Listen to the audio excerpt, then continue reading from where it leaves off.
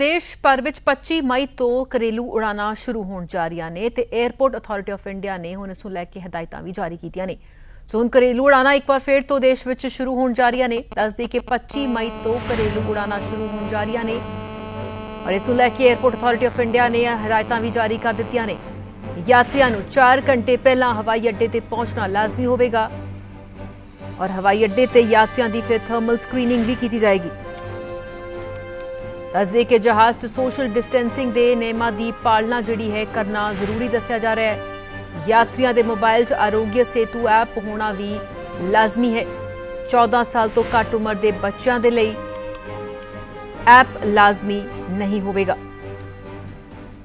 दस दिए कि हुण 25 मई तो घरेलू उड़ाना जिहड़ियां ने देश भर में शुरू होण जा रहीਆਂ ने उस नूं लैके हदायतां भी जिहड़ी है जारियां करतीआं गईआं ने। एयरपोर्ट अथॉरिटी ऑफ इंडिया ने हदायतां जारी कीतियां ने। यात्रियों ने हुण 4 घंटे पहला हवाई अड्डे ते पहुंचना लाजमी होगा और इस मौके ते पहला उन्हां दी थर्मल स्क्रीनिंग भी की जाएगी। जहाज दे विच सोशल डिस्टेंसिंग दे नेम दी पालना जिहड़ी है वो जरूरी होगी। इस अलावा यात्रियों के मोबाइल दे विच आरोग्य सेतु ऐप होना भी लाजमी किया गया है। हालांकि 14 साल तो घट उम्र के बच्चों लिए ऐप लाजमी नहीं होगी। हरप्रीत बंदेशा तो जानकारी लेने।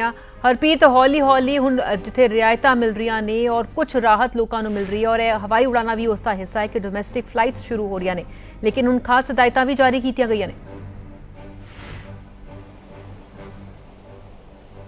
बिल्कुल राधा से अपने दर्शकों को दस दी कि 25 तरीक तो जी उड़ाना शुरू करने की गल की जा रही उसको लैके DGCA तो जड़ियाँ एयरलाइनस ने उन्होंने एक बैठक जी है 9 बजे शुरू हुई सी, जी कि अजे भी चलती पई है वो बैठक, अजे उस बैठक खत्म नहीं हुई। तो उस तो बाद मन्निया जा रहा है कि जी तस्वीर पूरी तरीके से साफ हो पाएगी, किहड़े नियम कायदे जोड़े ने किस तरीके एयरलाइनस लगांदियां। लेकिन फिलहाल जो जानकारी मिल रही है उन्होंने चाहिए कि सिर्फ जो वैब चैक इन करने की परमिशन दी जाएगी। इस तो इलावा कोई भी जो लगेज है कैबिन लगेज जिन्होंने कहीदा जोड़ा कि असीं जहाज़ के अंदर लैके जाने उसकी परमिशन नहीं दी जाएगी।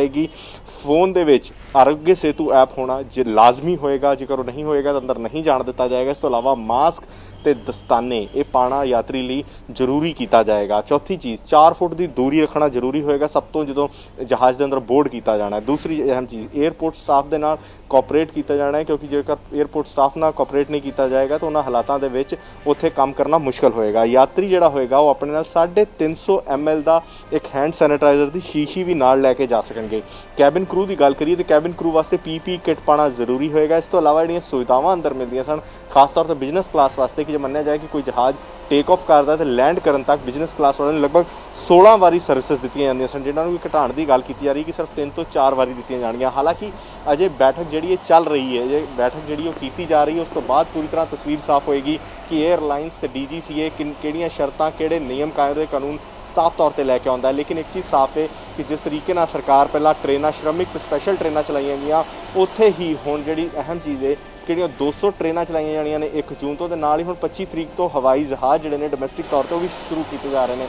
सरकार किते ना किते कोशिश ये कर रही है कि लोग अपनियां उन्हां जगह पर पहुँच सकन, अपने घरां तक परत सकन या जिथे उन्होंने काम करना उत्थे परत सकन, वो पिछे कोशिश की जा रही है। दूसरी वो अहम चीज़ ये हैगी सब तो ज़्यादा कि सरकार जी है ये भी कोशिश करती हुई नज़र आ रही है कि सुरक्षा के लिहाज ना सुरक्षा की दृष्टि जी है उन्होंने खासे तौर पर अहम रखा जाए। तो उस देखदे हुए ही ये सारे जोड़े कदम ने एहतियात तौर पर चुके जा रहे हैं। तो इंतजार करना होएगा कि जी DGCA की बैठक तो जी मीटिंग चलती पई है उस तो बाद तस्वीर निकल के जी निकलती है उस तो बाद बिल्कुल साफ हो जाएगी कि हवाई जहाज़ के यात्रा करने के दौरान किहड़ियां अहम चीज़ां होणगियां जिन्हां दा ख्याल रखना पएगा, किहड़ी सर्विसेज जहाज़ वालों दी जाएगी या नहीं। राधा बिल्कुल, क्योंकि जिस तरह के नाल एक समा रखा गया है कि कई घंटे पहला तुहानूं एयरपोर्ट पर पहुँचना पेगा। हालांकि वैब जो चैक इन की सुविधा जरूर दी गई है और वो शायद इसे लिए कि जोड़ा है पूरी तरह के नाल उन्हां दी चैकिंग होवे, थर्मल स्क्रीनिंग होवे, सोशल डिस्टेंसिंग की पालना होवे।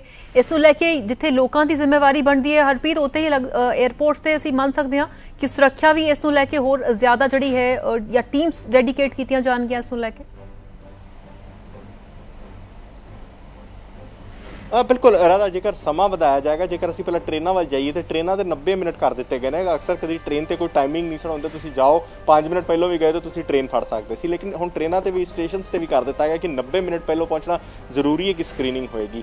ਅਜੇ ਤੱਕ ਜਿਹੜਾ ਮੰਨਿਆ ਜਾ ਰਿਹਾ ਕਿ 4 ਘੰਟੇ ਦੀ ਗੱਲ ਕੀਤੀ ਜਾ ਰਹੀ ਹੈ, ਹਾਲਾਂਕਿ ਅਜੇ ਤੱਕ ਇਹਦੀ ਪੁਸ਼ਟੀ ਜਿਹੜੀ ਉਹ ਹੋਣਾ ਬਾਕੀ ਕਿ ਇੱਕ ਵਾਰੀ ਕਲੀਅਰ ਤਸਵੀਰ ਹੋ ਜਾਏਗੀ ਕਿ ਕਿੰਨਾ ਸਮਾਂ ਦਿੱਤਾ ਜਾਂਦਾ ਹੈ, ਕਿੰਨਾ ਚਿਰ ਪਹਿਲਾਂ ਤੁਹਾਨੂੰ ਡੋਮੈਸਟਿਕ ਫਲਾਈਟ ਵਾਸਤੇ ਵੀ ਪਹੁੰਚਣਾ ਪਏਗਾ, ਕਿਉਂਕਿ ਇੰਟਰਨੈਸ਼ਨਲ ਫਲਾਈਟਸ ਵਾਸਤੇ ਪਹਿਲਾਂ ਹੀ 3 ਘੰਟਾ ਦਾ ਸਮਾਂ ਸੀ, ਲੇਕਿਨ ਹੁਣ ਮੰਨਿਆ ਜਾਏ ਕਿ ਡੋਮੈਸਟਿਕ ਫੜਨ ਵਾਸਤੇ ਵੀ ਪਹਿਲਾਂ ਪਹੁੰਚਣਾ ਜਾਏਗਾ ਤੇ ਸਕਰੀਨਿੰਗ ਹੋਣ ਤੋਂ ਬਾਅਦ ਹੀ ਯਾਤਰੀ ਅੰਦਰ ਜਾ ਸਕੇਗਾ। ਦੂਸਰੀ ਅਹਿਮ ਚੀਜ਼, ਸਰਕਾਰ ਜਿਸ ਤਰੀਕੇ ਦੀਆਂ ਕੋਸ਼ਿਸ਼ਾਂ ਇਹ ਸਾਰੀਆਂ ਕਰਦੀ ਪਈ ਹੈ, ਹੁਣ ਕਿਤੇ ਨਾ ਕਿਤੇ ਜਿਸ ਤਰੀਕੇ ਦੀਆਂ ਪ੍ਰਵਾਸੀ ਮਜ਼ਦੂਰਾਂ ਦੀਆਂ ਜਾਂ ਲੋਕਾਂ ਦੀਆਂ ਜੋ ਤਸਵੀਰਾਂ ਸਾਹਮਣੇ ਆ ਰਹੀਆਂ ਨੇ ਘਰਾਂ ਨੂੰ ਪਰਤਣ ਨੂੰ ਜਾਂ ਆਪਣੇ ਕੰਮਾਂ ਤੇ ਵਾਪਸ ਜਾਣ ਨੂੰ, ਉਸ ਨੂੰ ਲੈ ਕੇ ਮੰਨਿਆ ਜਾ ਰਿਹਾ ਕਿ ਜਿੱਥੇ ਸਰਕਾਰ ਅਰਥ ਵਿਵਸਥਾ ਨੂੰ ਮਜ਼ਬੂਤ ਕਰਨ ਦੀ ਕੋਸ਼ਿਸ਼ ਕਰ ਰਹੀ ਹੈ ਕਿ ਅਰਥ ਵਿਵਸਥਾ ਮਜ਼ਬੂਤ ਹੋਵੇ, ਉੱਥੇ ਕਿਤੇ ਨਾ ਕਿਤੇ ਸਰਕਾਰ ਦੀ ਹੁਣ ਕੋਸ਼ਿਸ਼ ਇਹ ਵੀ ਹੈ ਕਿ ਜੋ ਲੋਕ ਇੰਨੇ ਜ਼ਿਆਦਾ ਖੱਜਲ ਖੁਆਰ ਹੋ ਰਹੇ ਨੇ ਉਹਨਾਂ ਨੂੰ ਵੀ ਪਰੇਸ਼ਾਨ ਨਾ ਕੀਤਾ ਜਾਏ ਤੇ ਉਹ ਵੀ ਆਪਣੇ ਘਰਾਂ ਤੱਕ ਪਹੁੰਚਣ। ਇਸ ਕਰਕੇ ਮੰਨਿਆ ਜਾ ਰਿਹਾ ਕਿ ਜਿਹੜੀਆਂ ਫਲਾਈਟਸ ਪਹਿਲਾਂ ਮਨਾ ਕੀਤੀਆਂ ਜਾ ਰਹੀਆਂ ਹਨ ਕਿ ਫਲਾਈਟਸ ਨਹੀਂ ਚਲਾਈਆਂ ਜਾਣਗੀਆਂ, ਉਸੇ ਦੇ ਚੱਲਦੇ ਹੁਣ ਸਰਕਾਰ ਨੇ ਫੈਸਲਾ ਲਿਆ ਕਿ ਡੋਮੈਸਟਿਕ ਫਲਾਈਟ ਜਿਹੜੀਆਂ ਨੇ ਉਹਨਾਂ ਨੂੰ ਸ਼ੁਰੂ ਕੀਤਾ ਜਾਏ, ਜਿਸ ਨਾਲ ਕਿ ਲੋਕ ਆਪਣੀ ਮੰਜ਼ਿਲ ਤੱਕ ਆਰਾਮ ਨਾਲ ਪਹੁੰਚ ਸਕਣ। ਕਿਉਂਕਿ ਜਿਸ ਤਰੀਕੇ ਦੀਆਂ ਤਸਵੀਰਾਂ ਆਈਆਂ, ਲੋਕਾਂ ਨੇ ਆਪਣੇ ਘਰਾਂ ਤੋਂ ਪੈਸੇ ਮੰਗਾ ਕੇ 5-5 ਰੁਪਏ ਦੀਆਂ ਸਾਈਕਲਾਂ ਲਈਆਂ ਨੇ ਤੇ 5,000 ਰੁਪਏ ਦੀ ਅਮੂਮਨ ਜਿਹੜੀ ਟਿਕਟ 4,000, 4,500, 5,000 ਤੱਕ ਦੀ ਟਿਕਟ ਵੀ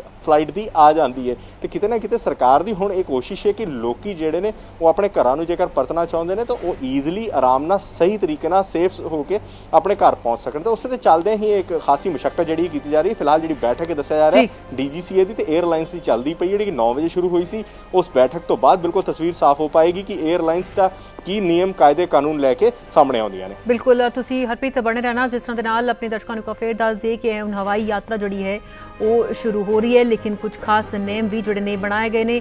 ਜਿੱਥੇ ਆਰੋਗਯ ਸੇਤੂ ਐਪ ਨੂੰ ਲਾਜ਼ਮੀ ਕੀਤਾ ਗਿਆ, ਉੱਥੇ ਹੀ ਦੱਸ ਦੇ ਕਿ ਜੋ 14 ਸਾਲ ਤੋਂ ਘੱਟ ਉਮਰ ਦੇ ਬੱਚੇ ਨੇ ਉਹਨਾਂ ਲਈ ਇਹ ਐਪ ਲਾਜ਼ਮੀ ਨਹੀਂ ਹੋਏਗੀ। ਵੈਬ ਚੈੱਕ-ਇਨ ਦੀ ਸਹੂਲਤ ਜ਼ਰੂਰ ਦਿੱਤੀ ਗਈ ਹੈ। ਸੋ ਇਹ ਖਾਸ ਹਦਾਇਤਾਂ ਜਿਹੜੀਆਂ ਨੇ ਉਹ ਜਾਰੀ ਕੀਤੀਆਂ ਗਈਆਂ ਨੇ 에ਅਰਪੋਰਟ ਅਥਾਰਟੀ ਆਫ ਇੰਡੀਆ ਵੱਲੋਂ, ਤਾਂ ਜੋ ਜਿਹੜੇ ਸਫ਼ਰ ਕਰਨ ਵਾਲੇ ਨੇ ਔਰ ਯਾਤਰੀ ਨੂੰ 4 ਘੰਟੇ ਪਹਿਲਾਂ ਹਵਾਈ ਅੱਡੇ ਤੇ ਪਹੁੰਚਣਾ ਜਿਹੜਾ ਹੈ ਲਾਜ਼ਮੀ ਹੋਵੇਗਾ, ਜਿੱਥੇ ਉਹਨਾਂ ਦੀ ਥਰਮਲ ਸਕਰੀਨਿੰਗ ਵੀ ਕੀਤੀ ਜਾਏਗੀ।